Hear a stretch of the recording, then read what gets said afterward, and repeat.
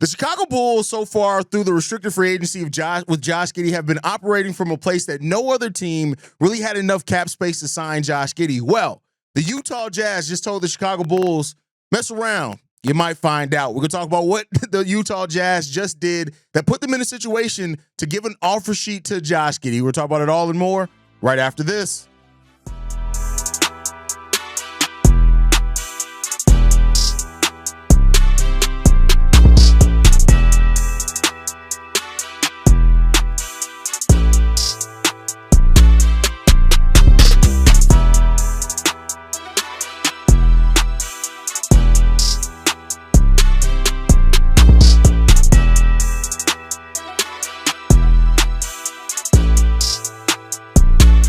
What's going on, Bulls fans? Welcome to another episode of Chicago Bulls Central, your number one spot for everything Chicago Bulls related. I'm the host there, Haize, but more importantly, you guys can follow the channel at Bulls Central Pod on every social media platform we happen to be on. With that said, let's go and get into this content for today, y'all. So the Utah Jazz just completed a 3-team trade in which they send out John Collins to the Los Angeles Lakers, and in return for that, they're getting Kevin Love, Kyle Anderson, and a 2027 Clippers second-round pick. Norman Powell is also going to the Miami Heat in that trade as well.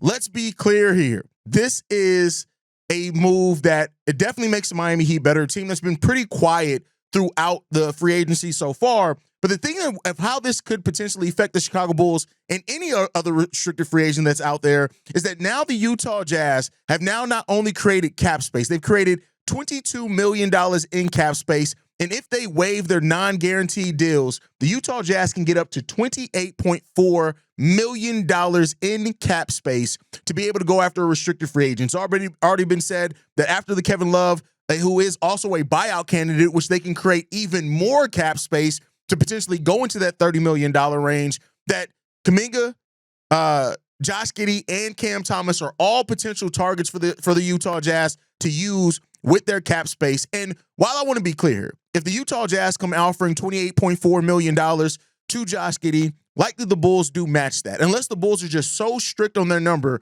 they probably will match that. But that does give Josh Giddey and his agent another team that they could, if they do want to try to force the Chicago Bulls' hands, to meet and sign an offer sheet with the Utah Jazz if they decide to do so. And when you look at the Utah Jazz's roster, Josh Giddey could actually make some sense on that Utah Jazz roster. So it's not just a empty threat if that's where the way that it actually ends up going.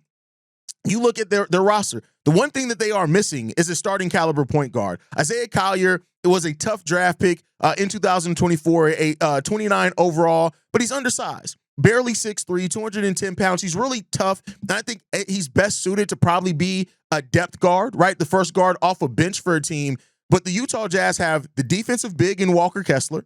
They have now Ace Bailey as well on that team, who could be a really nice two-way player. And his defensive ability is definitely something that people can't overlook with him either. They also have Walter Clayton Jr. as well there, another pick that they drafted in the lottery this year. Also, on top of that, that could be the backcourt mate next to a player like Josh Giddey.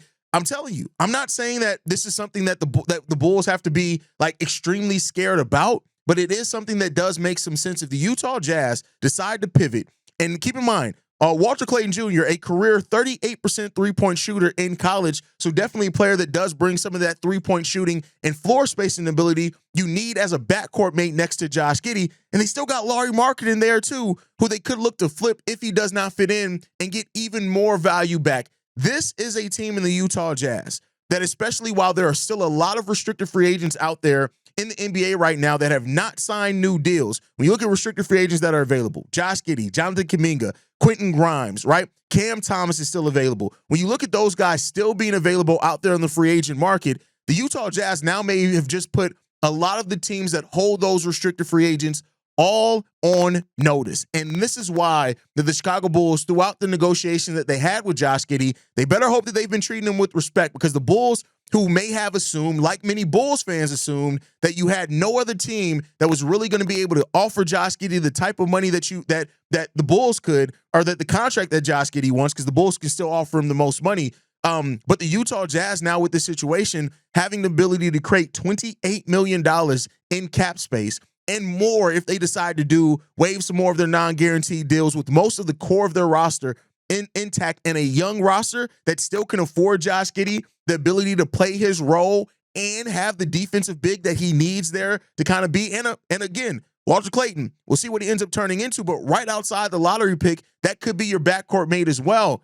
This is a really smart deal by the Utah Jazz to be able to create this type of cap space. They're $36 million below the first tax apron, $48 million below the second tax apron. They got money. They got space. And like I said, in being able to still waive Kevin Love now in this trade, which is another $4 million, and Kyle Anderson, who has 2 years left, but they could buy him out if they decide to do so. But that gets you up to $32 million that the Utah Jazz could use to pivot towards Josh Giddey or any other restricted free agent. I want to be clear, it could be any other restricted free agent as well, but the Utah Jazz just put themselves in a position. And I would not be surprised if with this news, especially now with the Bulls, knowing that that is a risk that could be there also, that the Bulls may now try to accelerate getting this deal done with Josh Giddey, which could put it in a situation where if they were $2-3 million apart, it's funny how now teams being available. And again, it's not just the fact that it's a team with cap space.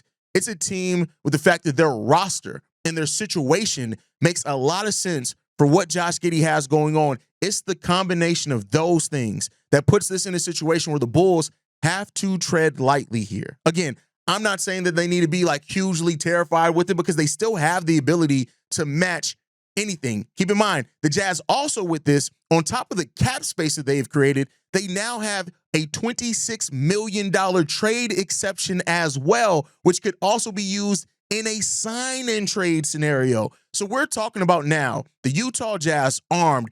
Even if they want to stay below the first tax apron, they have over $40 million in assets to go out there and still add to this young core that they're developing. And the thing that we know about the Utah Jazz, they are going to keep going at it and keep using different permutations of whatever they have until they find a star. And they are going to be willing to put every chip on the table until they find a star. Danny Ainge has been very consistent with that. Until the Utah Jazz have found their centerpiece to build around, they're going to keep being very aggressive about going out there and seeing what they can do. And Josh Giddey could be the next pivot. So could Cam Thomas. So could Jonathan Kuminga. There are a lot of players that could be involved in this, but do not overlook now the chance of Josh Giddey and the Utah Jazz being two partners that, whether it's just for the Jazz to get an offer sheet so the Bulls can match, or if it's with legitimate interest to play for that Utah Jazz team, the Bulls now have to look at this situation and realize some of that power that they have, some of that leverage that they has been taken a little bit away from them. And so we shall see what's going to happen with that when it's all said and done. Overall, this is tough. This is real tough when it comes down to it.